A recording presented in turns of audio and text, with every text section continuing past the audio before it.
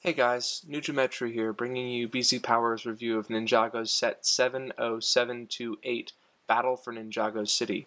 This is the largest set of the summer wave of Ninjago, and it's, as you can tell from what you're seeing right now, it's pretty big. Big and impressive with a lot of different parts that we're going to examine in depth separately. As always, a big thanks to Lego for sending us these sets, and thank you to Andrew for forwarding some of them to me. So without further ado, let's get started. First thing we'll take a look at are the set's 8 minifigures. We get 4 good guys and 4 bad guys with this set. First off, we get Zane with a Techno Blade and a matching shield, both in cool trans blue. We also get a Techno Blade wielding Jay. He has the yellow Techno Blade, and just like the rest of the good guys, the katana pack piece of armor. For ninjas, they're really heavily armed, but you know, that's besides the point. Oop. We also get Naya with a helmet, just like we've seen in the past, and again with the katana on her back. And we get Lloyd with the swords, and I also have him here holding the thing for the zip line, because there's a zip line in the set, as you'll see later. We also get 3 of the Nindroids, one of whom has this oversized staff with a red axe blade and 2 silvery parts. We also get one with a katana and one without a hood who is wielding a sai. Lastly, there is Overlord, which is an exclusive figure to this set. It's got a dress component which is printed on the front as well as the torso. They work together really well. Cool design that echoes what you'll see later with Overlord's walker. He carries a staff with a trans blade and a helmet, and also this spiky shoulder piece, which is really cool and new in this color. Some pretty quality figures, and a good number of figures for a set of this price point. Speaking of Overlord, here is his big 3-legged walker attack vehicle thing.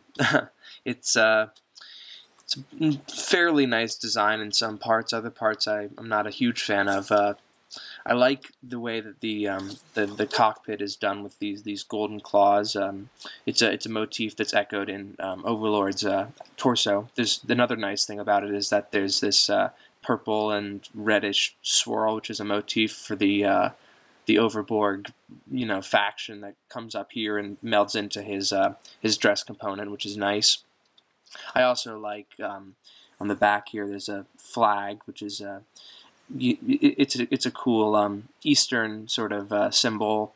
We have the swirling patterns, which can be found also on the side of the Star Wars spring shooter. This does have a spring shooter. Those work in the normal way. The carapace opens like so you can access Overlord much more easily.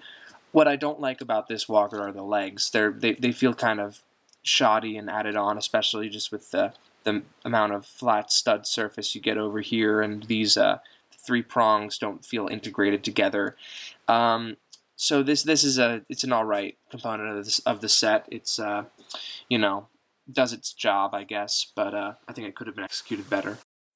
Another little vehicle we get with this set is Zane's glider, and to hook that up to him, you have to take off the sword armor and slip on the glider through the neck, like so, which is, not too hard to do, though the ninja wrap sort of gets crooked sometimes.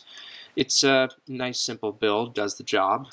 The use of these as glider wings, I think, is a really good parts usage, and I like the way that they have the golden size up here to lend it more of a ninja tech sort of angle. There are a couple flick fire missiles under the wings. We all know how those work. Simple, effective. I like this glider. The main model also includes a couple external structures, including this red Japanese style arch, which I think really adds to the atmosphere of the set, as well as this tree, which I like a lot because of the angle achieved on the leaves here. It makes it look much more organic. The tree operates as the end of the zip line, so you can send ninja characters just rappelling on down, like that. Here's the main model, the Ninjago City Temple. I'm really pretty happy with this model. It looks really good. The color scheme is great. The bright red against the dark green and gold is really a nice combination. The shaping on the roof is really swell. I like the way that these blades define the corners here, and also the top vein, I guess. The dragon's head, you know, what more needs to be said? It's some wonderful sculpting. There's some great little details as well all over the place, including I'm a big fan of the use of this Cinderella wagon wheel as a window, and I like these lanterns, and the doors, you know, with these gold parts on the handles are nice. The crenellations up on the roof, also good detailing. Even little things like down here, if you can't see, there's little drawers that open up into the below space of the main model. There's even more fun detail around back. As you can see, all the rooms of the temple are defined. You have in here there's a tech room with a console, and there's a little kitchenette with looks like a mini bar, which the ninjas probably aren't old enough to be at yet. There's a bedroom up here, and there's a treasure chest and a prison. It's the whole 9 yards is really a lot of detail packed into this model, just appearance-wise, and that's not even mentioning all of the play features. So we're gonna have to take a look at those in a second. Down at the base of the model, we have our first play feature, which is a rotating section wall. You can on both sides, these panels rotate open, revealing some weapons inside, and also providing our ninjas with a secret entrance. Nindroid's getting you down? Well, that's no problem, because there's another play feature on the stairs. It's a defense mechanism. If any of these bad guys get too close, you just press a little knob in back of here, and this thing on the stairs, if you can see, rises ever so slightly and will knock whoever's standing there off their feet. There are a couple more defense measures up top, including some catapults, which you just activate by pushing down on this wheeled part, like so, as well as a disc shooter. Now there's an extra disc spared over here. You just put it here, and then the traction of the wheel, when pushed, will send the disc flying, like so. Last but not least, there are some opening flaps on the roof, which can provide our ninjas with another entrance into the temple, or on this side, disguise a certain weapon.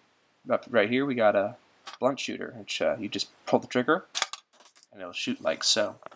Overall, I'd say I'm extremely happy with this set. The detailing is great. The price to parts ratio is great. The number of minifigures is great. The play features are numerous, and they all work pretty well. And there's some really nice parts. Especially, I really like these claw parts on Overlord's walker, as well as the wheel window parts and all the wealth of dark green. It's a nice selection. It's a really nice selection. I would definitely recommend this set both to Ninjago collectors as well as people hoping to get some nice pieces. And I think this is a really strong product, one of the strongest we've seen from the Ninjago line. Well, those are my thoughts. If you want to see a much more in-depth review of the set, or catch up to date on more Ninjago news and discussion, you can always visit BZPower.com, which is in the middle of its Ninjago month. We're hosting some contests and raffles, so you can stand to win some cool Ninjago products and other prizes. Alright, thanks for watching.